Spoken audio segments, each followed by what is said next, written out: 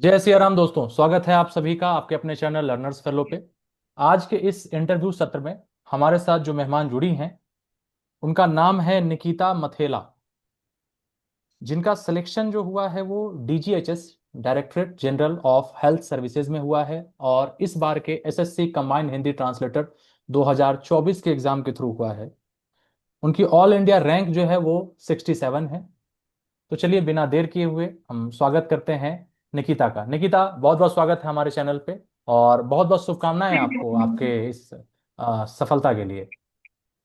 बहुत बहुत धन्यवाद सर, बहुत बहुत धन्यवाद। निकिता, तो सबसे पहले आप अपने बारे में कुछ बताइए। चूंकि रैंक और 67 है आपका, काफ़ी अच्छा रैंक है, बेहतरीन रैंक आपने हासिल किया। तो ये कितना प्रयास रहा, कितने नंबर ऑफ अटेम्प्ट्स ये थे आपके इस एग्ज़ाम के लिए, और पेपर वन में कितने मार्क्स थे, इसके बारे में बताइए। जी सर।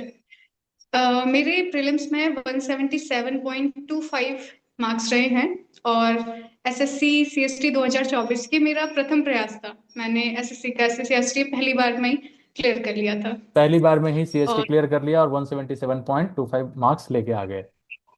जी सर। कहाँ की रहने वाली है निकिता? सर मैं देवभूमि उत्तराखंड निवासी हूँ, और जो मूल मेरा जिला है वो हम्म। चंपावत है। ओके। चंपावत जिले से हैं और उत्तराखंड से आप, देवभूमि उत्तराखंड से आप बिलोंग करती हैं। काफ़ी खूबसूरत जगह है, जी आपका राज्य काफ़ी खूबसूरत है और पहाड़ों से घिरा हुआ है। जी तो अपने आप में वो जी बिल्कुल। प्राकृतिक सौंदर्यता से, वो सौंदर्य जो वहाँ देखने को मिलती है। और जी बिल्कुल। केदारनाथ हैं वहाँ पे, वाकई में कई लोग चारों जाते हैं। धाम यही है। चारों धाम वही जी। हैं। बिल्कुल। तो काफी अच्छा लगा और ये सुन के। तो सबसे पहले मैं जानना चाहूंगा कि चूंकि ये प्रथम प्रयास था आपका और पहले प्रयास में चूंकि सफल होना, पहले प्रयास में सब कुछ जानना वो काफी मुश्किल होता है। तो इस परीक्षा के बारे में जैसे शुरुआत में आपको कैसे पता चला कि हाँ ये एग्जाम होता है और मुझे ये एग्जाम ही देना है, उसके बारे में बताइए। बॉर्डर रोड ऑर्गेनाइजेशन में एज ए सीपीएल काम करने के दौरान मुझे मेरी मुलाकात हुई थी कनिष्ठ अनुवाद अधिकारी पद से। ओके। तो मैंने उस पद के बारे में जाना कि ये पद क्या है, मतलब किस तरह से यहाँ पे पहुंचा जाता है। तो हम्म। जब मैंने उसके बारे में किताबों के बारे में देखा कि इसमें हिंदी 100 नंबर की, अंग्रेजी 100 नंबर की, और हम्म। मुझे वैसे ही भाषा से थोड़ा लगाव रहा है बचपन से। हम्म। हिंदी भाषा तो मेरी प्रिय रही है हमेशा ही। अंग्रेजी में बशर्ते हाथ थोड़ा तंग था। तो देखा जब पेपर, तो मुझे लगा हाँ ये मैं कोशिश कर सकती हूँ, ये शायद कुछ ऐसी चीज है जो मेरे लिए बनी है और मैं इसके लिए। हम्म। तो मैंने उस समय फिर पीजीडीटी के बारे में पता किया कि पीजीडीटी कैसे होता है। और हम्म। आसपास इस चीज के बारे में जानकारी का अभाव बहुत रहता है। पीजीडीटी किस तरीके से करना चाहिए, क्या करना चाहिए। हम्म। तो लर्नर्स फेलो ग्रुप से मैं जुड़ी उस दौरान, क्योंकि मैंने पीजीडीटी के बारे में यूट्यूब पे सर्च किया तो एक ग्रुप आया लर्नर्स फेलो। हम्म। वहां पे पीजीडीटी करके भी एक ग्रुप था हम्म। कि आई थिंक रोहन रोशन रोशन जी। रोशन जो एडमिनिस्ट्रेशन सर थे। हाँ जी। दोनों तो लोग हैं उसमें, उस ग्रुप रोशन से जी भी है, मुझे, काफी हेल्प किया होगा आपका। हाँ जी हाँ जी, तो उस हम्म। दौरान फिर मैं उस ग्रुप से जुड़ी। वहां के बाद फिर मैंने पीजीडीटी कंप्लीट किया, और उसके बाद जब पीजीडीटी का रिजल्ट आया तो फिर मैं एसएससी सीएसटी 2024 की प्रिपरेशन में लग गई थी। तो इस तरह से बॉर्डर रोड ऑर्गेनाइजेशन के बाद मुझे पता चला कि हाँ ये इस तरह का पद है और मुझे इसके लिए मेहनत करनी है। और प्रिपरेशन के दौरान जैसे कि ग्रुप में भी आप क्या मतलब सवाल पूछती थी, या कुछ लोग होते हैं कि शांत बैठे रहते हैं, किस तरह की आप मेंबर थी उसमें? ग्रुप में एक्चुअली मैं बहुत ज्यादा, मेरा नेचर जो है क्यूरियस नेचर रहा है हमेशा से। कुछ प्रश्न के उत्तर अगर पता चल रहे हैं तो ये है कि ये उत्तर कैसे, क्यों, हम्म। हम्म। ऐसा कैसे हुआ। तो इस तरह से मैं ग्रुप में हमेशा से ही थोड़ा ज्यादा एक्टिव रही हूँ। और ग्रुप में काफी मुझे ऐसे अच्छे सदस्य भी मिले हैं हम्म। जो कि जिन्होंने हमेशा मेरे प्रश्नों का शांति से और धैर्य के साथ उन्होंने उत्तर दिया है, और मुझे हमेशा अच्छे से समझाया है कि इसका उत्तर इस तरह से क्यों है, किस लिए है। हम्म। तो शायद कहीं ना कहीं सोशल मीडिया की वजह से भी मैं इस परीक्षा को प्रथम प्रयास में ही क्लियर कर पाई हूँ। जैसे कि लर्नर्स फेलो उसका एक जीता जागता उदाहरण है, जिनसे कि मैं 2023 में जुड़ी थी लर्नर्स हम्म। फेलो ग्रुप से। हम्म। और उसके बाद तो फिर आगे अनेक ऐसे ग्रुप हैं जो सोशल मीडिया पे हैं, पर मेरे प्रिय हमेशा लर्नर्स फेलो और MYL mind your language group रहे हैं, जिन्होंने मेरी परीक्षा के दौरान काफी मदद की है और हम्म। अभी भी कर रहे हैं स्टिल।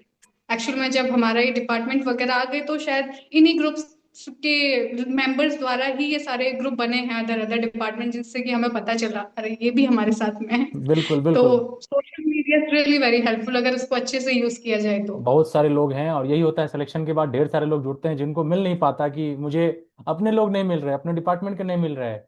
तो कहते हैं कि भैया थोड़ी देर रुक जाओ, देख लो पहले मिले ना मिले, नहीं मिले बताना।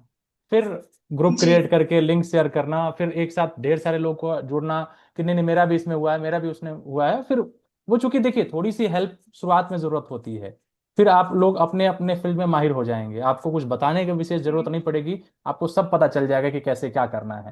क्योंकि अभी प्रोसेस बाकी जी रहती हैं, तो ये हर साल का है अपना। तो उस समय बस मेन आपको हेल्प की जरूरत पड़ती है। खैर, तो बहुत बहुत शुभकामनाएं आपको पहले प्रयास में इस एग्जाम को क्लियर करने के लिए। और रैंक 61 और पेपर वन में 177.25, 67, सिक्सटी रैंक सेवन 67। 67 और पेपर वन में 177.25, राइट। हाँ जी। काफी अच्छे स्कोर आपके रहे हैं। इन सब पे तो बात करेंगे ही, पेपर वन के स्ट्रेटजी पे, पेपर टू के स्ट्रेटजी पे। हम उससे पहले जानना चाहते हैं कि निकिता की पढ़ाई शुरुआत से कहाँ कहाँ हुई है और सब्जेक्ट कम्बिनेशन क्या क्या रहा है।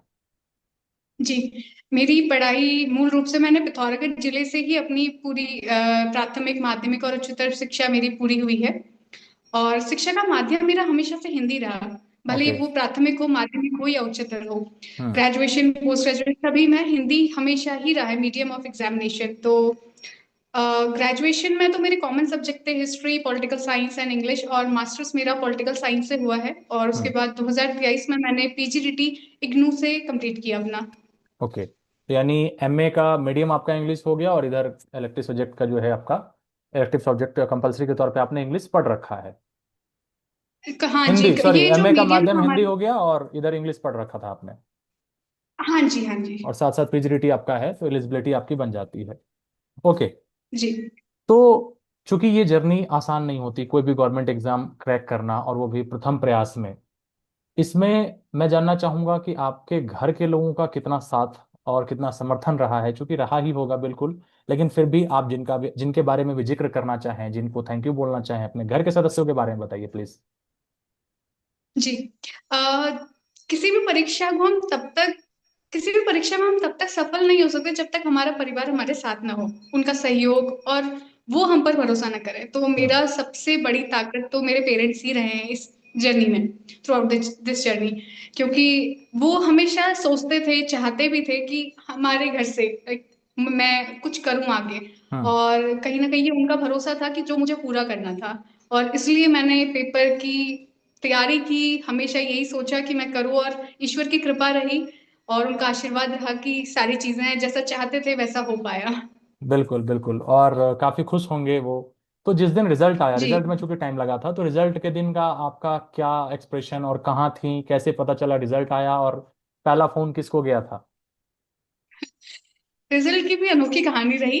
जिस दिन रिजल्ट आया एक्चुअल में उस दिन घर पे कोई नहीं था, सिर्फ मैं और मेरा भाई, मम्मी पिताजी, बाकी छोटी बहन, सब लोग को किसी काम से गाँव में थे वो लोग। हम्म। तो जिस दिन रिजल्ट आया था, मेरे मित्र का मुझे फोन आया था सिलेक्शन की बधाई देने के लिए, और मैं उस समय शायद मंदिर में पूजा कर रही थी। अच्छा। तो मैं पूजा से उठी और मैंने कॉल बैक किया, तो मुझे खुशखबरी मिली कि मेरा चयन हो गया। पहली बार में तो मुझे लगा कि ये मजाक है, क्योंकि हम्म। रिजल्ट बहुत दिनों से नहीं आ रहा था। और हम ऐसे ही हंसी मजाक कर रहे थे, भाई रिजल्ट आ गया, बहुत बहुत बधाई। तो पहले तो यकीन नहीं हुआ, उसके बाद फिर पीडीएफ देखी। पीडीएफ में नाम आया उसी दौरान। जो मेरा छोटा भाई है वो शायद मम्मी लोग के साथ वीडियो कॉल पे था, और मैं ऊपर छत पे थी, छत से ही शायद मैं जोर से चिल्लाई, नौकरी लग गई। और जो फोन पे चीजें थी वो मैं शब्दों में उसको बयान नहीं कर सकती, किस तरह से मम्मी पापा के एक्सप्रेशन थे, गांव में दादा दादी नानी लोग थे उनके किस तरह के एक्सप्रेशन थे। मम्मी लोग अगले दिन आए तो उन्होंने बताया कि पिछली रात कोई भी नहीं सोया था घर पे, सब सब खुश थे। जगह थे, सब कुछ से बिल्कुल, किसी को नींद नहीं आई। कि चलो भाई बिटिया का चयन हो गया और केंद्र सरकार में वो अधिकारी बन गई है, तो इसके लिए स्वाभाविक सी बात है कि पेरेंट्स को अपना स्ट्रगल याद आ जाता होगा। और लगता होगा कि चलो बिल्कुल। देखो इसने कितना स्ट्रगल किया, पढ़ाई की, मेहनत की, और अंतिम रूप से भगवान की विशेष कृपा हुई और इसका चयन हुआ। तो ये तो खैर बहुत अच्छी बात है। हम बात करना चाहेंगे इसके बाद की पेपर वन, चूंकि अपने आप में काफी इंपॉर्टेंट रहता है।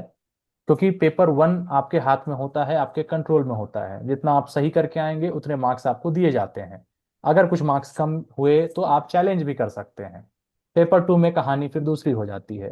तो पेपर वन पे पहले बात करते हैं कि पेपर वन के लिए आपने किन किन किताबों का अध्ययन किया और किन किन रिसोर्सेज को फॉलो किया, कैसे प्रिपरेशन आपकी रही पेपर वन की। जी। पेपर वन के बारे में जब मैंने उसका पूरा सिलेबस देखा तो मुझे कहीं ना कहीं ये तो था कि शायद मैं हिंदी कर लूंगी। हम्म। हिंदी से मुझे पूरी तरीके से उम्मीदें थी। पर मेरा जो चीज है वो अटक रही थी, मैं अटक रही थी अंग्रेजी में, हम्म। कि अंग्रेजी किस तरह से पूरी हो पाएगी। तो शुरुआत में मैंने अपना पूरा समय अंग्रेजी की तैयारी में ही दिया था, और अंग्रेजी के लिए मैंने पिंटू पैरामाउंट, नीतू मैम, नहीं तो उनकी मैडम वाले नहीं। किताब का पूरा हम्म। इस्तेमाल किया। जी, पूरा इस्तेमाल किया। हम्म। वो किताब शायद मैंने 3 से 4 बार पूरी पढ़ी होगी।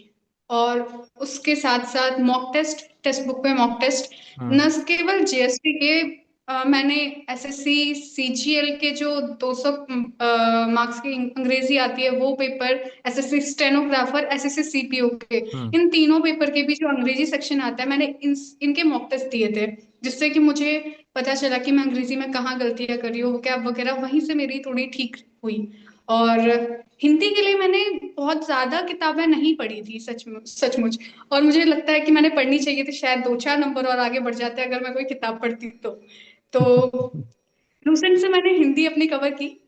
लुसेंट और सामान्य उसके हिंदी। साथ साथ, हम्म। हाँ जी, उसके साथ साथ क्या है कि तत्सम, तद्भव, इस तरीके के शब्दों में थोड़ी कहानी अटकती है तो ऑनलाइन पीडीएफ्स काफी मिल जाती हैं। हम्म। ग्रुप में भी काफी लोग होते हैं जिनको कि अगर हम पूछे कि इस तरीके से पीडीएफ आप भेज दीजिए तो वो भेज देते हैं। बिल्कुल बिल्कुल। तो हिंदी की पढ़ाई मैंने एक लूसेंट से की, और फिर पीडीएफ वगैरह का सहारा लिया था।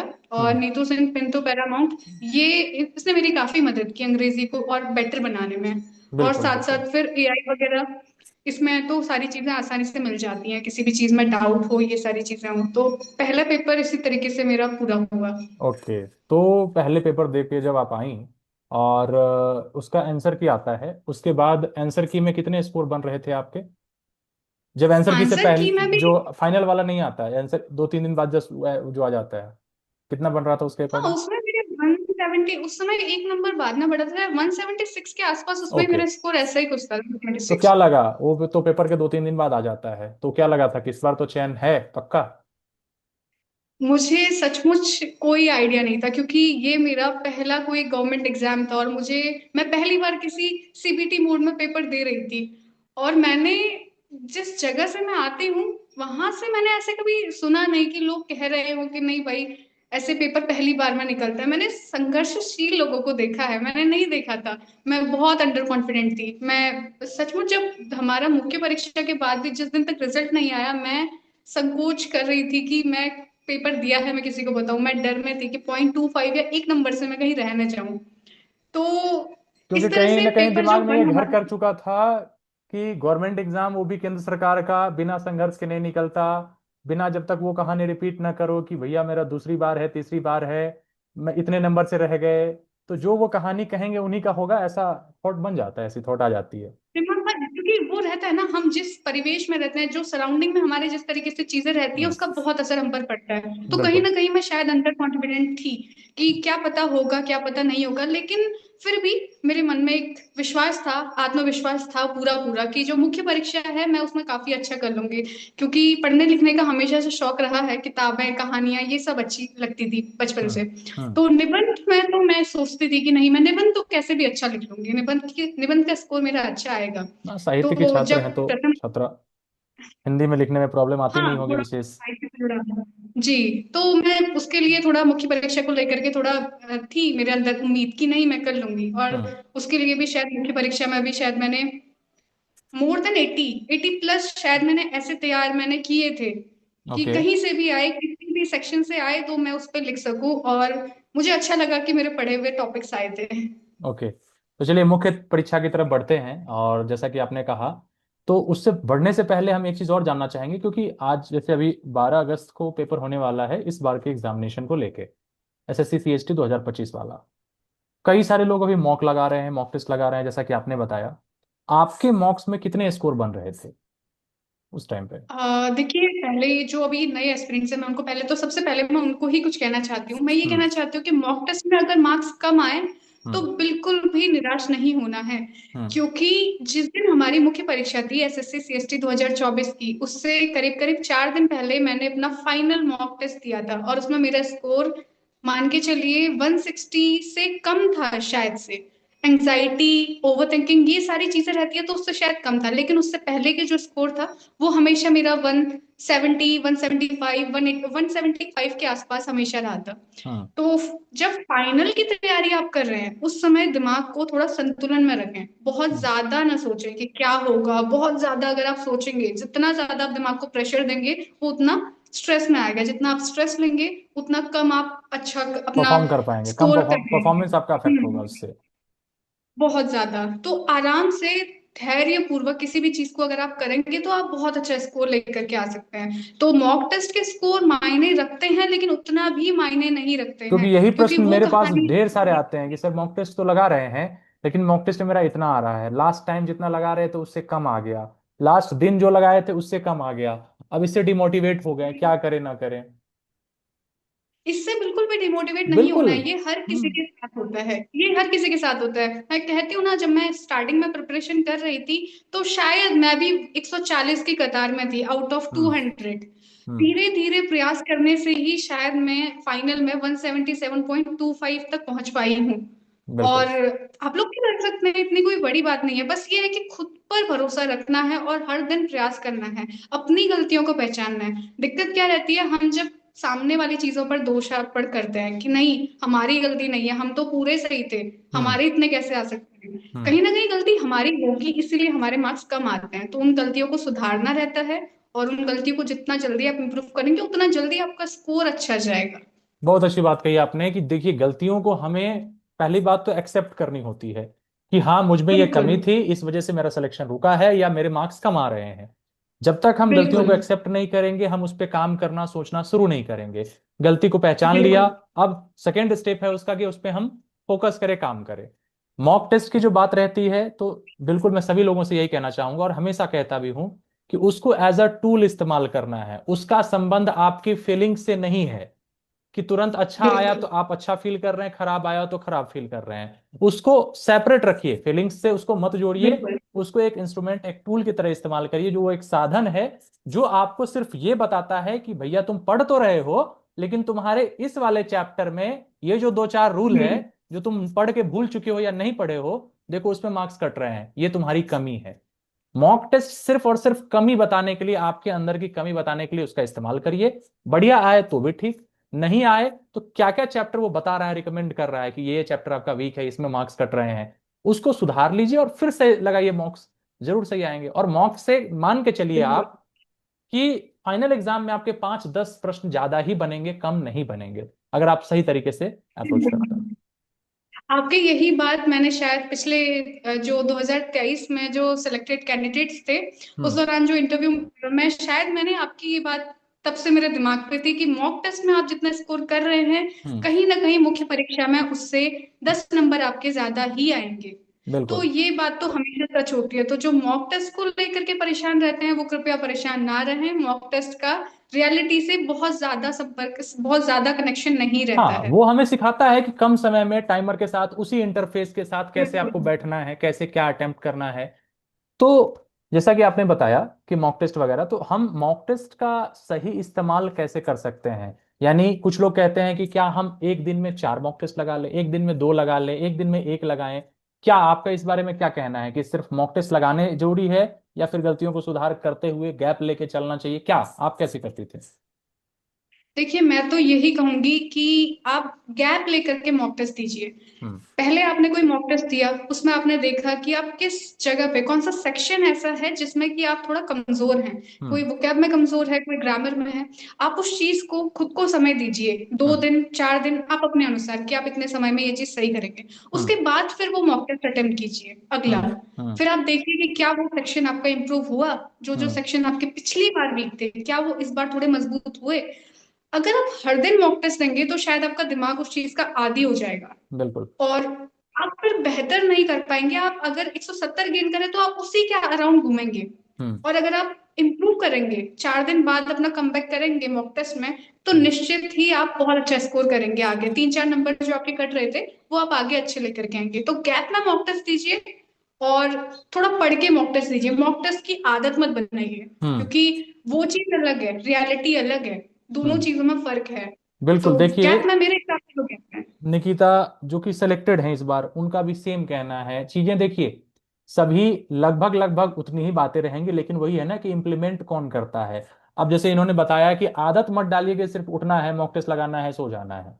मॉक टेस्ट लगाने का फायदा तभी है जब आप उसमें से अपनी कमी को पकड़े, उस चैप्टर को फिर से पढ़ा। अब जैसे इन्होंने कहा 2 दिन 3 दिन का समय ले लीजिए।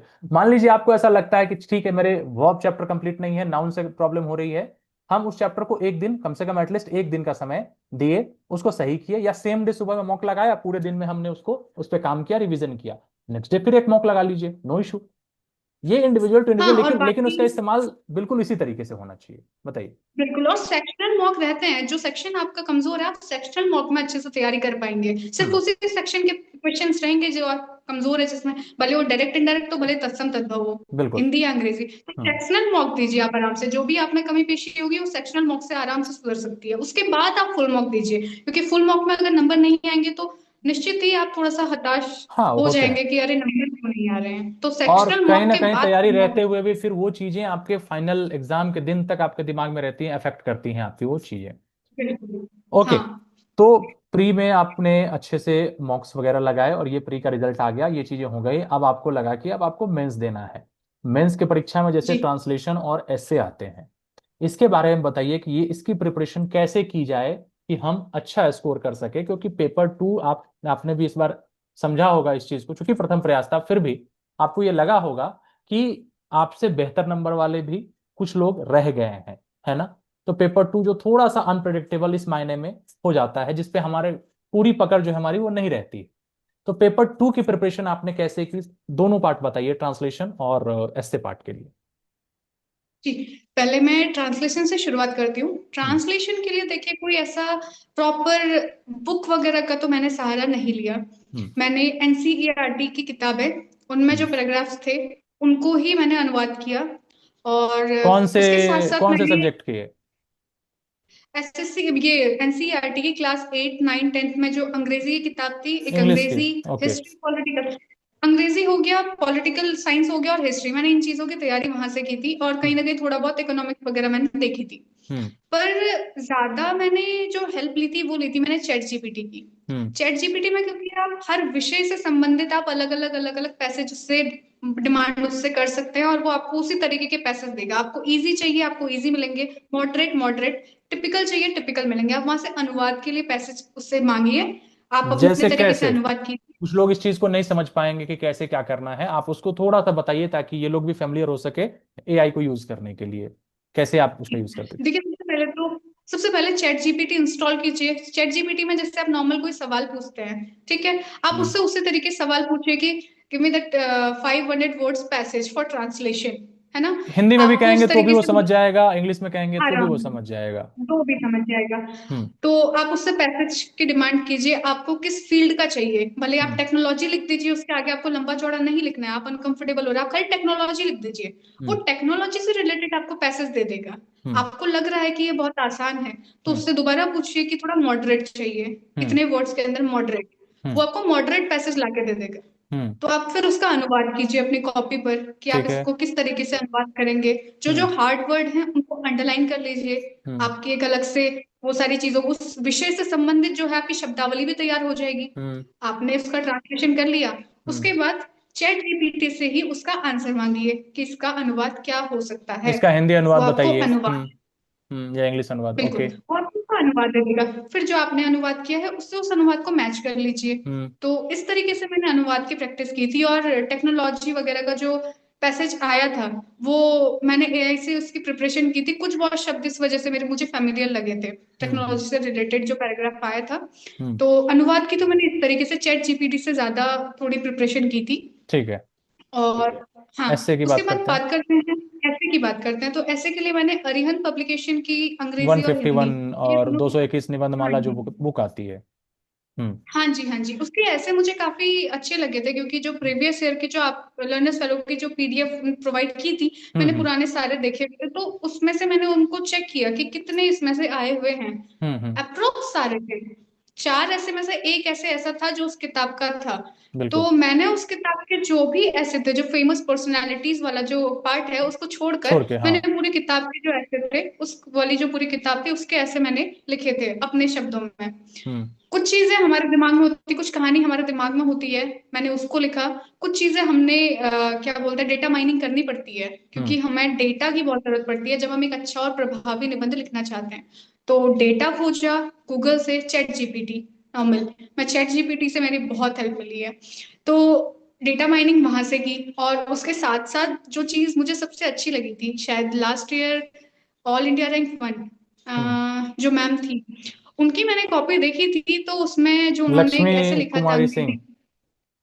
हाँ जी, उनका जो इंग्लिश ऐसे था उससे मैं बड़ी प्रभावित हुई थी, तो मुझे ये लगा कि हाँ, इसमें हमने थोड़ी ये जो सूक्तियां आती हैं या कोटेशन होते हैं, कुछ अच्छे कोटेशन, हम्म अगर एक या दो कोटेशन हम अपने ऐसे में इस्तेमाल करें तो ये शायद और अच्छा बन सकता है। इस तरह से मैंने डेटा माइनिंग से खुद के स्किल का यूज करके मैंने उसके निबंध की प्रिपरेशन की। फिर उसके बाद बात आती है हमारी राइटिंग की और टाइमिंग की। हम्म राइटिंग में मेरी बहुत अच्छी नहीं थी, तो मैंने राइटिंग को भी इम्प्रूव किया। कभी कभी ऐसा होता है कि हम डेटा के चक्कर में राइटिंग को इग्नोर कर देते हैं, हमने हम्म। राइटिंग को भी इग्नोर नहीं करना है, क्योंकि हमारा लिखावट जितनी अच्छी होगी उतना अच्छा एग्जामिनर उसको बेहतर तरीके से पढ़ पाएगा। और बिल्कुल। कहीं ना कहीं राइटिंग भी थोड़ा इम्पैक्ट छोड़ती है एग्जामिनर के दिमाग पे। फर्स्ट इंप्रेशन इज द तो लास्ट इंप्रेशन कहा भी जाता है। आप बिल्कुल, किसी भी चीज से बिल्कुल, बाद में प्रभावित होंगे, चाहे वो इंसान हो, चाहे वो किताब हो, चाहे उसका कवर, चाहे दुकान हो, कुछ भी, चाहे मकान हो। आप उसी मकान में रेंट लेना चाहते हैं जिसकी बनावट बाहर से आपको सबसे पहले दिखती है। तो वैसे ही है कि बिल्कुल, हैंडराइटिंग, आप उसी हिस्से को कोई भी चेक करने वाला सबसे पहले अच्छे, यानी अच्छे मन से पढ़ना चाहेगा। जिसकी हैंडराइटिंग अच्छी है, शुरुआत में अच्छा दिख रहा है वो, तो उसमें शुरुआत में उसको लगता है कि एक इंप्रेशन तो अच्छा बनता है कि चलो हैंडराइटिंग अच्छी है, यानी वो खुश होकर पढ़ता है। बिल्कुल। जी, आगे बताइए। हाँ, तो हैंड राइटिंग पे थोड़ा मैंने फोकस किया, क्योंकि मेरी शुरुआत में हैंड राइटिंग अच्छी नहीं थी, और मुख्य परीक्षा आते आते मेरी हैंड राइटिंग से मैं संतुष्ट थी कि मैंने प्रयास किया और मैंने अपनी हैंड राइटिंग थोड़ी अच्छी बना ली, हिंदी में भी अंग्रेजी में भी। और मेरी स्पेलिंग्स एरर काफी होते थे हम्म अंग्रेजी में, हिंदी हम्म की वर्तनियां फिर भी उतनी गलत नहीं होती थी जितना अंग्रेजी की। तो पहली बात ये होती है ना कि हम किसी भी चीज को कर रहे होते हैं तो कहीं ना कहीं हमें पता रहता है कि हम इसमें वीक हैं। अगर हम अपनी गलतियों को पहचानते हैं, उन्हें एक्सेप्ट करते हैं हम्म। और उनको सुधारना चाहते हैं, तो हम आधी जंग तो वैसे ही जीत जाते हैं। बिल्कुल। तो वही बात है, गलतियां अपनी हमने खुद से परखनी होती हैं। हम बाकियों से मदद ले सकते हैं, बाकी लोग हमारा मार्गदर्शन कर सकते हैं, लेकिन जो मेहनत हमने करनी होती है वो सिर्फ खुद करनी होती है। हम्म तो वही बात है। तो निबंध किस तरीके से प्रिपरेशन करना बेहतर रहेगा कि आप डेटा माइनिंग कीजिए, थोड़ा कोटेशन वगैरह पढ़िए, और करंट अफेयर्स का ध्यान रखिए। जिस तरीके से एक यूपीएससी लेवल का आप अगर निबंध लिख की प्रिपरेशन करके जाएंगे, तब शायद आपको बहुत अच्छे नंबर मिल पाएंगे। ऐसा मुझे प्रतीत हुआ अपने ये जो 2024 का जो एससी वाला सेक्शन था उसे देखकर, क्योंकि बहुत टिपिकल था उससे उससे पहले पेपरों की तुलना में। और तो आपने प्रयास बिल्कुल सही हमेशा महसूस ऊंचे किया। का करिए, बिल्कुल आपने सही महसूस प्रयास किया। हमेशा ऊंचे का रख करके ही हम कुछ अच्छा कर सकते हैं। हम्म। अगर आप ऊंची डाल पे फल तोड़ने के लिए अगर आप डंडे को चलाएंगे ना, तो कम से कम वो फल नहीं टूटेगा, तो डंडा जब नीचे आएगा तो एक दो फल गिरा के आपको देगा ही देगा। बिल्कुल, तो बिल्कुल, वही है, हम इसलिए, चाहे बिल्कुल, कट ऑफ भी कोई पूछता है मुझसे कि भाई हमारे सर बताइए कि क्या करें, हम कितना कट ऑफ का, मैं हमेशा कहता हूँ कि यूआर का कट ऑफ मान के चलिए, चाहे आप किसी भी कैटेगरी से बिलोंग करते हैं। आपको बिल्कुल, दिमाग में हमेशा ऊंचा कट ऑफ रखना है, और उससे भी ये नहीं सोचना है कि उतना ही लाके संतुष्ट। हम बेस्ट अपना हम्म, क्या दे सकते हैं इसके लिए, वो हमें बिल्कुल। आप सोचना हमें पड़ता है। अपना हम जब भी अपना एक 100% अपना एफर्ट देते हैं, जब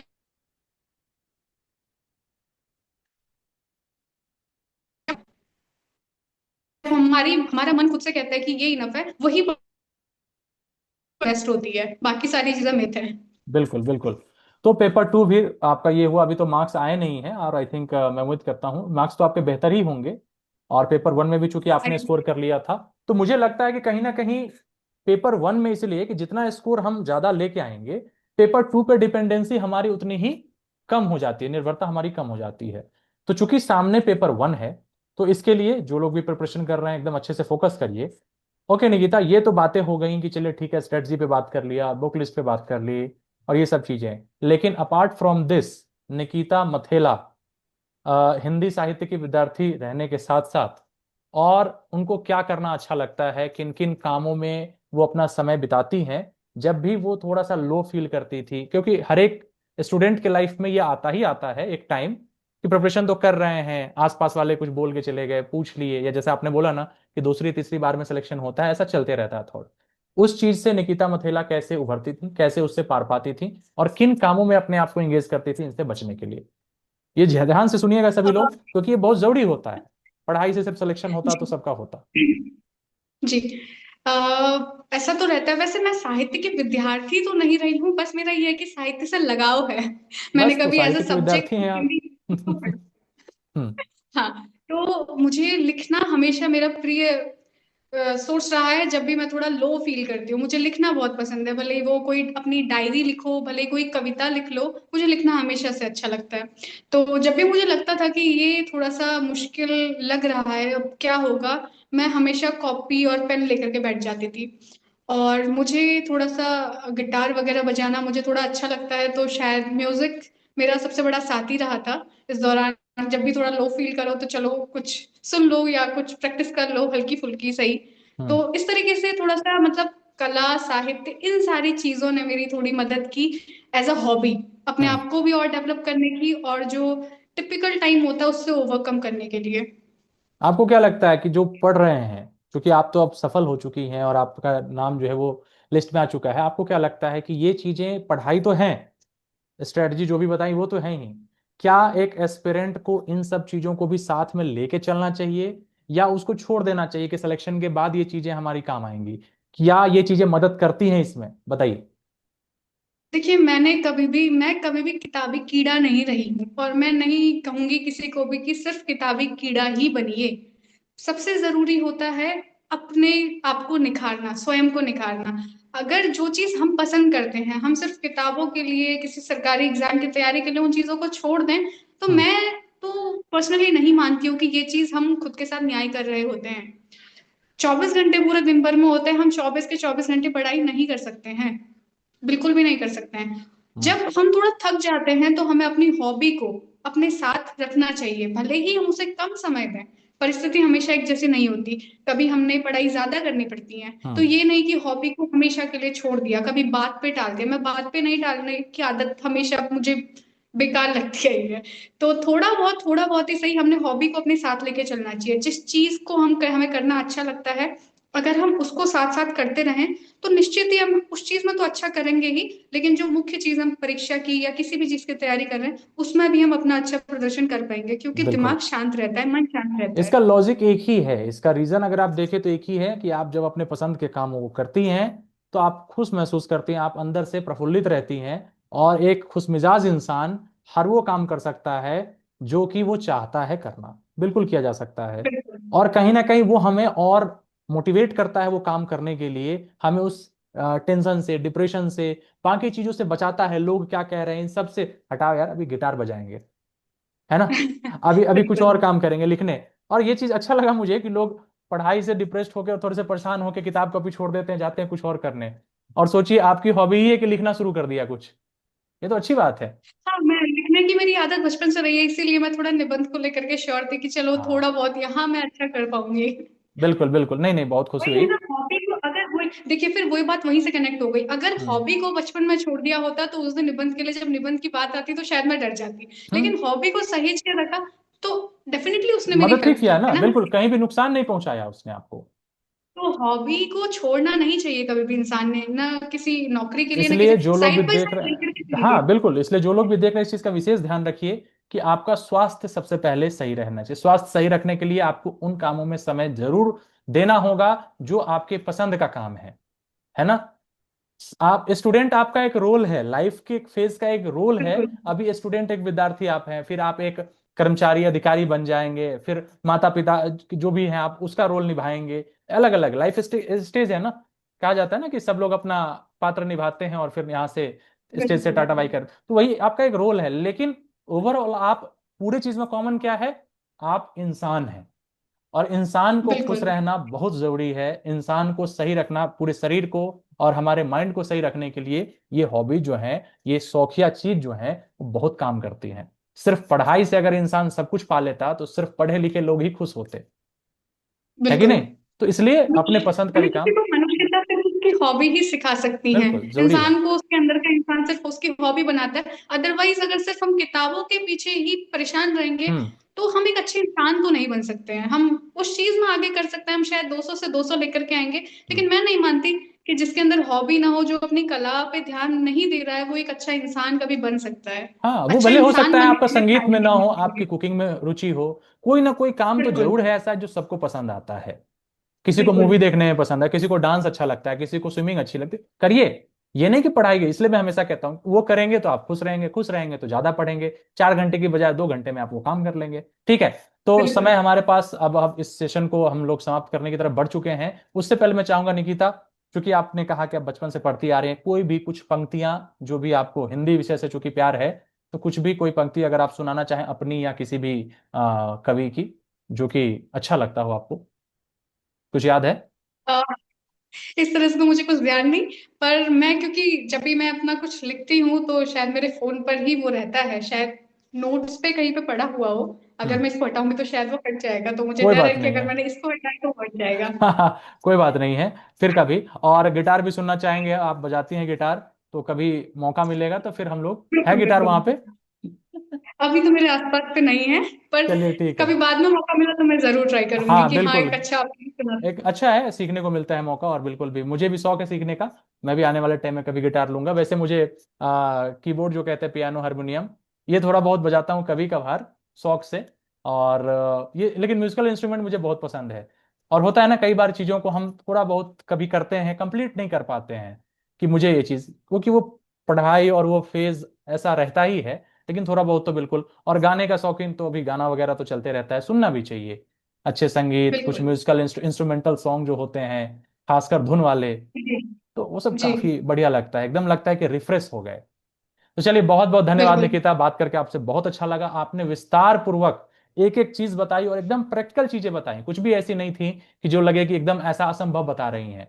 तो यही चीजें करके निकिता जब सफल हो सकती हैं, उत्तराखंड से हैं, देखिए लिमिटेड रिसोर्सेज के साथ, ज्यादा इन्होंने भागदौड़ नहीं की, इतने अच्छे से, इतना पहले प्रयास में जब ये सफल हो सकती हैं, तो आप क्यों नहीं सफल हो सकते? तो इनकी कहानी से ये जरूर सीखिए। और कितना हंसती मुस्कुराती रहती है, देखिए एक बिहेवियर इंसान का पता चल जाता है कि एक हंसमुख चेहरा और एक हंसमुख इंसान होना चाहिए, अंदर से खुश होना चाहिए, वो जरूरी है। कुछ लोग मुंह बना के बैठेंगे, सिर्फ पढ़ाई करेंगे, मैं कहता हूं उनका भी सिलेक्शन फिर नहीं होता, रुकता है। ठीक है।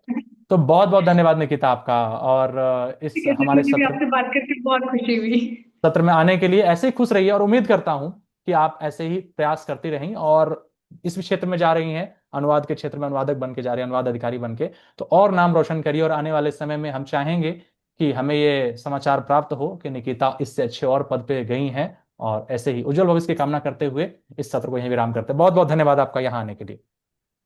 Thank you sir.